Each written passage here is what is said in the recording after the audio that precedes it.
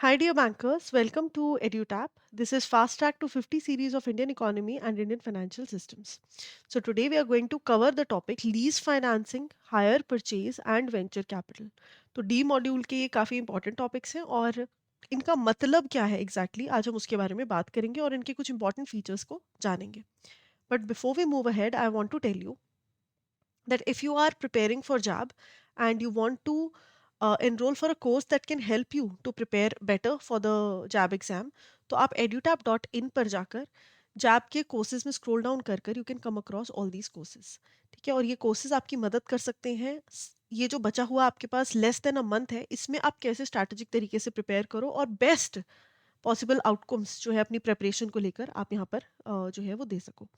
सो क्या है ये कोर्स, कौन सा आपके लिए अप्रोप्रिएट रहेगा, इनके फीचर्स क्या हैं, वो हम क्लास के एंड में बात करेंगे. सो अभी के लिए let's start the lecture. So what is lease financing? देखो, मुझे अगर एयरलाइंस कंपनी खोलनी है, ठीक है, और एयरलाइंस कंपनी मैं ऐसे तो नहीं खोल सकती है ना, मुझे उसके लिए एयरक्राफ्ट चाहिए. बट एयरक्राफ्ट खरीदने में मेरा बहुत सारा कैपिटल एक ही जगह पर स्टक हो जाएगा for a very long time and I do not want that. तो मैं क्या कर सकती हूँ, instead of taking loan against it, है ना, लोन में भी कहीं ना कहीं इंटरेस्ट पेमेंट्स काफ़ी ज़्यादा जाएंगी और काफ़ी एक्स्ट्रा इंटरेस्ट अमाउंट मुझे पे करना पड़ेगा. तो मैं लीज पर एयरक्राफ्ट्स ले सकती हूँ. जितने टाइम के लिए मुझे ज़रूरत है उतने टाइम के लिए मैं लीज पर ले सकती हूँ. आई कैन पे थोड़ा सा रेंट फॉर एयरक्राफ्ट, है ना, रेंट पे कर सकती हूँ मैं, और उसके बेसिस पर जितना टाइम मेरा मन है, जितनी मर्जी है मेरी, तब तक मैं वो एयरक्राफ्ट यूज़ कर सकती हूँ. So this is called lease financing.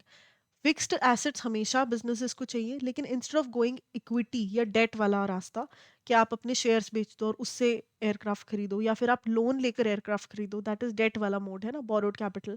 तो इन सब चीज़ों के अलावा मैं एक और जो है ऑप्शन अपना सकती हूँ, दैट इज लीज फाइनेंसिंग या हायर परचेज. हायर परचेज क्या होता है वो भी हम देखेंगे, बट ये दोनों थोड़े से नॉन ट्रेडिशनल वेज हैं of raising funds for your not raising fund, sorry, for financing your fixed assets. तो यहाँ पर दो पार्टीज होती हैं. लेसर इज द वन जो कि actual owner of the asset होता है, ठीक है, तो जिससे एयरक्राफ्ट में खरीद रही हूँ, रेंट पर ले रही हूँ, that person is the lessor. और मैं इस केस में लेसी हूँ, because I am not buying the asset but I am paying rent to use the assets. ठीक है, तो renting to use a fixed asset, ठीक है, या a large amounting asset, huge capital asset, that is called leasing. तो दो तरीके की लीज हमारे पास होती हैं, finance lease and operating lease. Finance lease थोड़ी सी लंबी होती है, ठीक है, लॉन्ग टर्म के लिए, जो कि almost full useful life of the asset को कवर कर ले. फॉर एग्जांपल, एयरक्राफ्ट की लाइफ है, या लेट्स से गाड़ी खरीदी मैंने, उसकी लाइफ है 15 साल. अब लीज पर जो मैंने रेंट पे उसको दिया है ना, बिकॉज मैंने खरीदी, I am the owner here, I am the lessor. तो मैंने जिसको लीज पर दी है उसने 14 साल के लिए लीज एग्रीमेंट बना ली. नाउ प्लीज टेल मी कि ये जो 14 साल के लिए एग्रीमेंट बनी है, क्या ये एसेट की पूरी लाइफ को कवर नहीं कर रही है? ऑलमोस्ट बिल्कुल कर रही है. सो इसे हम कहेंगे finance lease, because A it is covering the all the useful life of the asset almost, and it can not be revoked, ये बीच में तोड़ी नहीं जा सकती. इसके अलावा यहाँ पर लेसी सारे के सारे maintenance and tax insurance cost bear करता है. वाई? बिकॉज वो एक तरीके से अब ओनर टाइप ही एक्ट करेगा. इतने लंबे साल के लिए तो आपने एसेट रख लिया, है ना, तो अब मेरा क्या रह गया? अब तो वो आप ही का हो गया. तो you will act as a owner and bear all the maintenance cost and insurance cost related to it. जो रिस्क है वो भी लेसी का है, क्योंकि वही सबसे ज़्यादा टाइम उसी के पास एसेट रहेगा, तो सारा का सारा रिस्क भी वो बियर करेगा. एंड एंड में एक अच्छी चीज़ है कि एंड में टर्म के जब एंड होगा, 14 साल की एंड हो जाएगी, उस टाइम पर lessee will be given an option कि क्या आपको एसेट खरीदना है, तो वो थोड़े से और पैसे देके वो एसेट को खरीद सकता है. नहीं खरीदना चाहता तो नहीं भी खरीद सकता है, बट ये ऑप्शन उसके पास होता है फाइनेंस लीज में. जबकि ऑपरेटिंग लीज में ऐसा कुछ भी नहीं है. ऑपरेटिंग लीज है कि 15 साल गाड़ी की लाइफ है, 1 या 2 साल के लिए अपने टैक्सी बिजनेस चलाने के लिए मैंने लीज पर ले लिया. अब इस केस में 1 या 2 साल है, ठीक है, तो सारी मेंटेनेंस कॉस्ट कौन बियर करेगा? लेसर बियर करेगा, यानी कि जिसका एक्चुअल एसेट है. It can not be revoked, short duration के लिए है, लेसर रिस्क सारे बियर करेगा, and there is no option to purchase under this contract. इसमें 2 साल के बाद आप नहीं बोल सकते कि मैंने यूज किया तो अब मुझे परचेज का ऑप्शन दो. That option is not available hair. So this is called operating lease, और ये दोनों लीज बहुत जरूरी है. लीज की अगर मैं लीगल एस्पेक्ट्स की बात करूं, तो right to use an asset for rent, not for ownership transfer. Generally ownership transfer के बारे में नहीं है, it is about just using the asset.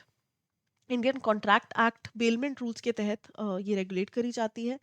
इसके अलावा AS 19 जो है, अकाउंटिंग स्टैंडर्ड 19, अकाउंटिंग कैसे करनी है, चार्जेस कहाँ पर, अ, मतलब लीज एग्रीमेंट से रिलेटेड इनकम को कैसे ट्रीट किया जाएगा, पेमेंट्स को कैसे ट्रीट किया जाएगा, उससे रिलेटेड अकाउंटिंग स्टैंडर्ड 19 है आपके पास। जीएसटी एप्लीकेबल होगा लीज रेंटल्स पर। और लेसर की कुछ ड्यूटीज हैं कि एसेट को सही तरीके से डिलीवर करना है ना। अब ये लेसी की है, ये सिर्फ लेसर की नहीं है। अलाउ पीसफुल यूज करना, ये तो लेसर की ड्यूटी है। लेकिन पे लीज रेंटल, रेंटल पे करना and take care of the asset and return it at lease end, ये किसकी ड्यूटी है? ये लेसी की ड्यूटी है ना। तो ये लेसर और लेसी की इम्प्लाइड ड्यूटीज है। इसके अलावा अगर बैंक्स चाहते हैं लीज की बिजनेस प्रोवाइड करना है, लीज की सर्विस प्रोवाइड करना to the customers, they have to do it via subsidiaries. ठीक है, ब्रांचेस के थ्रू भी कर सकते हैं, उस चीज में कोई अप्रूवल नहीं चाहिए आरबीआई का। लेकिन अगर सब्सिडरी के थ्रू करना है तो आरबीआई का अप्रूवल लगेगा। ब्रांचेस के थ्रू करना है तो अप्रूवल परमिशन की जरूरत नहीं है, लेकिन रिपोर्टिंग आपको करनी पड़ेगी। Subsidiaries should only do leasing. अगर आप सब्सिडरीज वाला रास्ता अपनाते हो, बैंक्स अगर लीजिंग की सर्विस प्रोवाइड कर रहे हैं with the help of subsidiary, यानी कि एक कंपनी जिसमें कि 50 या उससे ज़्यादा परसेंट की शेयर होल्डिंग जो है बैंक होल्ड कर रहा है, तो इस केस में वो बैंक जो है that is holding company, and जो उसके अंडर कंपनी है दैट इज सब्सिडरी। ठीक है, जिसके थ्रू वो लीजिंग करा रहा है। तो उस केस में ये जो सब्सिडरी है सिर्फ और सिर्फ लीजिंग का काम करेगी, ये और कुछ फाइनेंस या लेंडिंग का काम नहीं कर सकती विदाउट आरबीआई परमिशन। इसके अलावा डिपार्टमेंटल लीजिंग अगर हो रही है तो only selected trained branches can do it. ठीक है, treated like loans, the leasing part has to be treated like loans, और जैसे हम लोन्स में रिस्क वेट असाइन करते हैं उसी तरीके से हमें यहाँ पर भी करना है। तो अगर 15% फॉर सिंगल बोरोवर्स है, 20% फॉर इंफ्रास्ट्रक्चर रिलेटेड लोन्स है, and 40 to 50% for borrower group है। इन्हीं वेट्स का इस्तेमाल हम करेंगे यहाँ पर भी। Total leasing must not exceed 10% of the advances. 10% of the bank के advances it should not exceed. ठीक है, लीजिंग का amount should not exceed 10% of the advances. Banks must draft clear leasing policy, और लीजिंग पॉलिसी भी उनकी clearly formed होनी चाहिए। फिर आता है हायर परचेज। हायर परचेज क्या है? देखो, एसेट को पहले यूज किया और फिर इंस्टॉलमेंट्स पे करी। ठीक है, तो मान लो मुझे ये गाड़ी चाहिए, बहुत महंगी है, तो मैंने सोचा कि यार पता नहीं, मेरे को पूरा जिंदगी भर थोड़ी ना चलानी है, मैं काम करती हूँ, मैं इसको हायर परचेज पे ले लेती हूँ, अगर पसंद आ गई तो खरीद लूंगी, नहीं तो देखते हैं। बट अभी मुझे चलानी है, why? Because I want to drive this luxury car. Now instead of buying it और getting a loan for it, देखो लोन में क्या होता है, आप पैसे देते हो और ओनरशिप आपके नाम हो जाती है, बट वो जो पैसे हैं वो आपके खुद के नहीं है, वो आपने कर्ज उठाया है बैंक से, right? That is the loan का प्रोसीजर। अब आप बैंक को पैसे जो है रिटर्न करोगे, साथ साथ इंटरेस्ट बहुत ज्यादा पे करोगे। हायर परचेज के केस में ओनरशिप ट्रांसफर नहीं होती स्टार्टिंग में। हायर परचेज के केस में सिर्फ स्टार्टिंग में ये गाड़ी की जितनी भी प्राइस है उसका 20 to 25% मैं डाउन पेमेंट देती हूँ, and then I start using the car. ठीक है, तो मैं रेंट पे करती हूँ और साथ साथ ये गाड़ी यूज करते रहती हूँ। अब जब तक मैं रेंट दे रही हूँ तब तक वो गाड़ी मैं यूज कर सकती हूँ, या वो एसेट में यूज कर सकती हूँ। जिस दिन मैंने रेंट पे करना बंद कर दिया, now I can not use that asset. ठीक है, अगर मैंने पूरे के पूरा रेंट पे कर दिया, मान लो 4 साल की मैंने ये कॉन्ट्रैक्ट साइन किया था हायर परचेज का, 4 साल मैंने रेंट पे कर दिया, नाउ जैसे ही मैं लास्ट इंस्टॉलमेंट पे करूंगी, जैसे ही मैं लास्ट इंस्टॉलमेंट पे करूंगी, ये गाड़ी मेरी हो जाएगी। Now the ownership will be transferred directly. ठीक है, तो ऑप्शन की बात नहीं है कि जैसे फाइनेंस में था ना कि करना है कि नहीं करना, है ना, कि खरीदना है कि नहीं करना, वो ऑप्शन लेसी के पास अवेलेबल है। इस केस में जैसे ही लास्ट इंस्टॉलमेंट पे होती है तो the ownership gets transferred after that. ठीक है, तो डाउन पेमेंट है एंड ईएमआईस हैं 3 से 4 साल की। So this is based on a British concept in India for 100 years. First HP company was Commercial Credit Corporation. ठीक है, तो जो भी फर्स्ट, मोस्ट, हाईली ऐसे वाली हैं सुपर एनुएटिव डिग्रीज, वो आपको याद रखनी ही है। स्टार्टेड इन मद्रास, मद्रास में ये स्टार्ट हुई है नॉर्थ इंडिया में। सबसे ज़्यादा consumer durable and commercial vehicles पे हायर परचेज का इस्तेमाल होता है। ठीक है, तो ये सारा का सारा जो हमने पढ़ा यहाँ पर आप देख सकते हो। ठीक है, ownership is transferred only after the final payment. Missed payment अगर कोई हो गई तो seller can repossess the asset. Hirer can return asset any time without further liability. अगर मान लो मुझे 2 महीने चलाकर लगा कि नहीं मुझे और यूज ही नहीं करना, तो मैं वापस कर सकती हूँ, कोई दिक्कत नहीं है इसमें। ठीक है, so main difference lease financing and hire purchase का यही है। अच्छा, हायरर और ओनर इज द पर्सन जो कि जिसका जिसका एसेट होता है ना, the person who is paying the rent that is hire purchaser, ठीक है, या the buyer. So lease finance के केस में you pay rent to use an asset owned by someone else, लेकिन इसके केस में you buy an asset in installments and own it after the last payment. ये एक तरीके से ownership की तरफ आप जा रहे हो, यहाँ पे सिर्फ आप रेंट पे करके उस एसेट को इस्तेमाल कर रहे हो। ओनरशिप ऑप्शन यहाँ पर सिर्फ फाइनेंस लीज के उस पर अवेलेबल है, लेकिन यहाँ पर फाइनल इंस्टॉलमेंट होने के बाद आप ओनर अपने आप बन जाते हो। पेमेंट नेचर यहाँ पर पूरा का पूरा एज एन एक्सपेंस ट्रीट किया जाता है, लेकिन यहाँ पर only interest part of the installment is expense. जो प्रिंसिपल अमाउंट है वो कैपिटल एक्सपेंडिचर बनेगा, यानी कि कार जो आप खरीद रहे हो that is a capital expenditure. ठीक है, जब आप गाड़ी ले रहे हो एक एसेट बन रहा है, आपका कैपिटल एक्सपेंडिचर है। तो उस केस में जो गाड़ी का प्रिंसिपल अमाउंट आप पे कर रहे हो, मतलब जो आपकी इंस्टॉलमेंट है उसमें प्रिंसिपल अमाउंट का जो कंटेंट है जो आप पे कर रहे हो, that will go in the capital expenditure की ट्रीटमेंट। लेकिन जो इंटरेस्ट पार्ट है उसमें वो सिर्फ एक एक्सपेंस की तरह ट्रीट किया जाएगा।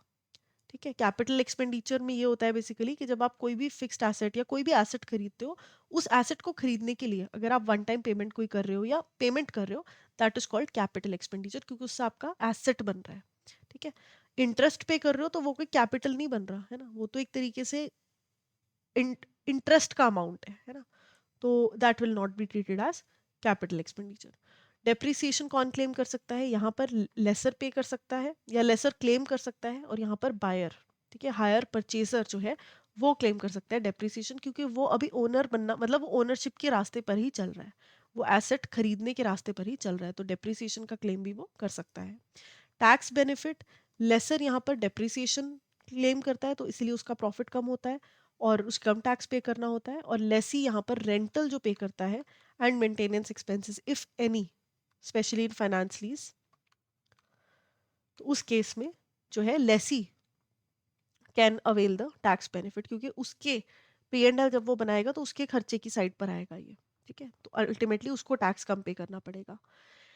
यही अगर हायर परचेज की बात करूं तो बायर यहाँ पर डेप्रिसिएशन भी क्लेम करता है और interest and as expense from the taxable income. ठीक है, तो दोनों चीजें यहाँ पर बायर क्लेम करता है, तो ये बेसिक डिफरेंसेस हैं, इनको आप याद रख सकते हो। फिर आता है वेंचर कैपिटल। क्या होता है वेंचर कैपिटल?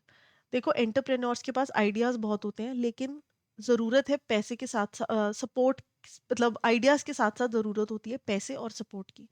तो वो चीज़ जो है वो स्टार्टिंग में बहुत रिस्की है, स्पेशली जब आपका बिजनेस एस्टैब्लिश भी ना हुआ हो, है ना। तो उस केस में वेंचर कैपिटलिस्ट जो है पिक्चर में आते हैं। ये वो इन्वेस्टर्स होते हैं जो कि एक तरीके से पैसा देते हैं इन रिटर्न ऑफ इक्विटी। ठीक है, तो ये कोई लोन नहीं देते। मान लो मेरे पास एक बहुत अच्छा बिजनेस आइडिया है, ठीक है, मैं बहुत खुश हूँ कि वाह मुझे क्या बढ़िया आइडिया है ना, ये मैं हूँ। तो मैं बहुत खुश हूँ, लेकिन मुझे ज़रूरत है, अब आइडिया आ गया, ठीक है, थोड़ी बहुत नो हाउ भी है मुझे, टेक्निकल नो हाउस, लेकिन मेरे पास पैसा नहीं है। तो सामने से एक वेंचर कैपिटलिस्ट आया और उसने कहा कि ये लो मैम, आप 1 करोड़ रुपए लो और अपना बिजनेस मस्त स्टार्ट करो। तो मैंने कहा थैंक यू, लेकिन आप ऐसा क्यों करोगे फ्री में मेरी मदद? तो उसने कहा मैं फ्री में नहीं कर रहा, आप जो बिजनेस खड़े कर रहे हो उसका 5% ओनरशिप जो है वो मेरी। ठीक है, तो मैं आपको लोन नहीं दे रहा, but just make me like 5 या 10 या जितने भी परसेंटेज है ना, let's say 5% owner here and take 1 CR। तो इस केस में अगर कल मेरी कंपनी 10 करोड़ की होती है तो उस 10 करोड़ का भी 5% जो है वो इसी को बिलोंग करेगा। तो ये रिस्क लेते हैं, बट इन रिटर्न इनके रिवॉर्ड्स भी पोटेंशियली काफ़ी ज़्यादा हाई होते हैं। तो जैसे शार्क टैंक्स में होता है ना, उसी तरीके का कॉन्सेप्ट है। Although shark tank is not exactly venture capital, but yeah the concept is exactly the same. Venture capital is money invested in new business, especially startups. Investors जो कि venture capitalist होते हैं, these investors are called venture capitalists. They hope for high profits, जिसकी वजह से उनको risk भी initial वाला सारा का सारा बेयर करना पड़ता है। ये बेस्ट सूटेड है स्टार्टअप्स के लिए जिनके पास स्टार्टिंग में कोई फंडिंग अवेलेबल नहीं होती। इनके कैरेक्टरिस्टिक्स क्या है? इक्विटी इन्वेस्टमेंट है, ठीक है, एक तरीके का लोन नहीं है। लोन मिल सकते हैं, conditional loans through out your journey. You can ask कि थोड़ा बहुत लोन अगर चाहिए 10-15 लाख का है, जो भी अमाउंट है, अपने वेंचर कैपिटलिस्ट से आप मांग सकते हो, है ना। लेकिन उसकी कुछ टर्म्स एंड कंडीशंस होंगी जो कि आपके बेसिक ट्रेडिशनल लोन से थोड़ी अलग हो सकती हैं। रॉयल्टीज के अगेंस्ट मिल सकता है, ठीक है, बट मिल सकता है। लेकिन जो कोर आइडिया है वेंचर कैपिटल का, वो लोन पे लाई नहीं करता, वो लाई करता है इक्विटी इन्वेस्टमेंट पे। आप अपनी कंपनी की शेयर होल्डिंग बेचोगे, तब जाके आपको पैसा मिलेगा। Day to day control, venture capitalist उसमें इंटरफेयर नहीं करेंगे. They can exit whenever they want to, they have multiple options to exit, and profit जो है मोस्टली कैपिटल गेन्स के थ्रू होगा, क्योंकि कंपनी जब राइज करेगी तो जो नेट वर्थ में राइज होगी वही चीज का जो रिटर्न है वो वेंचर कैपिटलिस्ट को भी मिलेगा. अब इसके कुछ स्टेप्स होते हैं, ठीक है, कुछ स्टेजेस होती हैं. So early stage and later stage, ये दो स्टेजेस है जिसके सब बाइफर्केशन से आगे. सो seed capital is initial idea, अभी टेस्ट हो रहा है ना, अभी बिल्कुल स्टार्ट हुआ है आपके दिमाग में आइडिया आना और अभी आप उसकी टेस्टिंग कर रहे हो. स्टार्टअप मतलब आपने लॉन्च कर दिया and now you are just in the beginning stage, यहाँ पर रिस्क जो है कंपेरेटिवली हाई होता है. सेकेंड राउंड, आपने लॉन्च कर दिया अपना प्रोडक्ट, वो बढ़िया कर रहा है लेकिन इट इज जस्ट एग्जिस्टिंग, अभी वो ज्यादा लोगों की नजर में नहीं आया, तो थोड़ा सा उसको एक पुश देने की जरूरत है. यहाँ पर अगर रुक गई कहानी तो प्रॉब्लम हो सकती है, तो इसलिए हो सकता है कि आपको second round of funding raise करना पड़े. So that is called second round, ठीक है. तो ये तीनों ही जो है हाई इन रिस्क होते हैं. जो अर्ली स्टेजेस हैं ये काफी रिस्की होती हैं, और स्टार्टिंग की सबसे ज्यादा रिस्की, फिर थोड़ा रिस्की, फिर थोड़ा कम रिस्की, लेकिन रिस्की कंपैरेटिवली ये तीनों ही स्टेजेस होती हैं. लेटर स्टेज, एक बार बिजनेस सेटअप हो गया, ग्रो करना है, अब एक्सपैंड करना है ना, तो ये रिस्की नहीं होता, यहाँ पर रिटर्न्स आने निश्चित हैं, तो वेंचर कैपिटलिस्ट खुशी खुशी इसमें पैसा डाल देते हैं. रिप्लेसमेंट, जो कुछ पुराने वेंचर कैपिटलिस्ट हैं जो सोचते हैं कि हाँ अब हमें तो अच्छा खासा प्रॉफिट हो गया, now we need to leave, और वो नए वेंचर कैपिटलिस्ट को या नई कंपनी को या नए फाइनेंसर्स को अपना शेयर बेच देते हैं या आईपीओज निकाल के बेच देते हैं. That is called replacement. Turn around is गलती से अगर लॉस हो गया बिजनेस में, है ना, तो that is the turn around, मतलब कंपनी अब अच्छा परफॉर्म नहीं कर रही, उसमें अब लॉसेज आने स्टार्ट हो गए, अब रीस्ट्रक्चर करना पड़ेगा, प्रोडक्ट को रीस्केलिंग करनी पड़ेगी, क्या हो सकता है कुछ लाइन ऑफ प्रोडक्ट्स तो बंद करनी पड़े, है ना, या नई लाइन ऑफ प्रोडक्ट स्टार्ट करनी पड़े, तो that is called turn around, जिसके लिए बड़े फाइनेंस की जरूरत होती है. अगेन ये थोड़ा सा रिस्की होता है, लेकिन अगर ये स्टेज पार कर ली तो फिर एक long term establishment of the business पक्की है.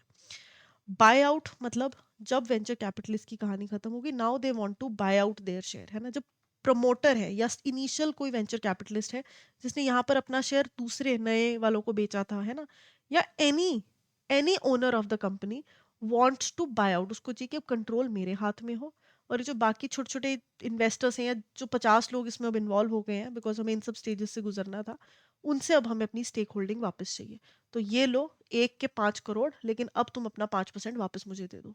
सो that is called buying out, right. So these are the different stages which you have to remember, and then there are exit routes, कि क्या क्या रास्तों से ये एग्जिट कर सकते हैं.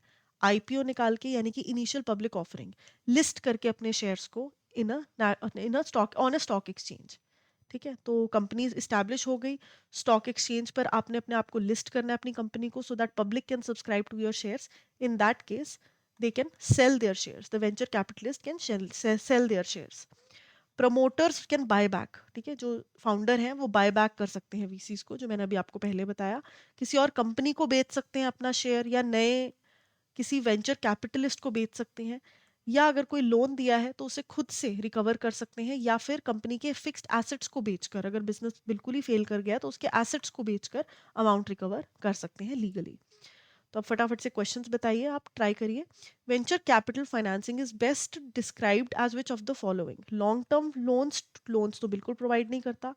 स्टार्टअप्स में इन्वेस्ट करता है एंड शेयर करता है रिस्क एंड प्रॉफिट्स, यस, है ना, तो बी यहाँ पर करेक्ट आंसर हो गया, बिकॉज शॉर्ट टर्म नहीं है और गवर्नमेंट के ग्रांट से रिलेटेड नहीं है. Which of the following are stages of venture capital financing? तो seed startup second round बिल्कुल सही, expansion replacement turnaround बिल्कुल सही, and buyout, है ना, तो ये first थे और ये initial later stages थी, तो यहाँ पर all of the above is the correct answer. तो इसके साथ ही हमने बढ़िया तरीके से इन तीनों टॉपिक्स को समझ लिया है. Now if you want to see the courses, तो मैं आपको बता दूं कि बैंकर्स कैप्सूल कोर्स है आपके पास, जिसमें आपको रिकॉर्डेड सेशंस, हर एक कंपोनेंट के, हर एक मॉड्यूल के रिकॉर्डेड एक एक सेशन आपको मिलेगा. फॉर एग्जांपल आईईआईएफएस का अगर इसमें बात करूं, वैसे तो चारों कंपोनेंट्स है, बट एग्जांपल के लिए if you go for IEIFS, इसमें आप खोलोगे तो आपको module A B C D की 4 लॉन्ग क्लासेस रिकॉर्डेड मिल जाएंगी. 6 घंटे, 7 घंटे, 5 घंटे, 10 घंटे, इस तरीके से कुछ भी टाइमिंग हो सकता है. सो मॉड्यूल वाइज इंपॉर्टेंस अगर आपको पता है तो आप इंपॉर्टेंट मॉड्यूल्स की वीडियोस पहले देख सकते हो, है ना, it will help you to prepare strategically. तो वो चीज़ आप यहाँ पर कर सकते हो. रिकॉर्डेड सेशंस हैं, दैट इज कॉन्सेप्ट क्लासेस हैं हर एक मॉड्यूल की.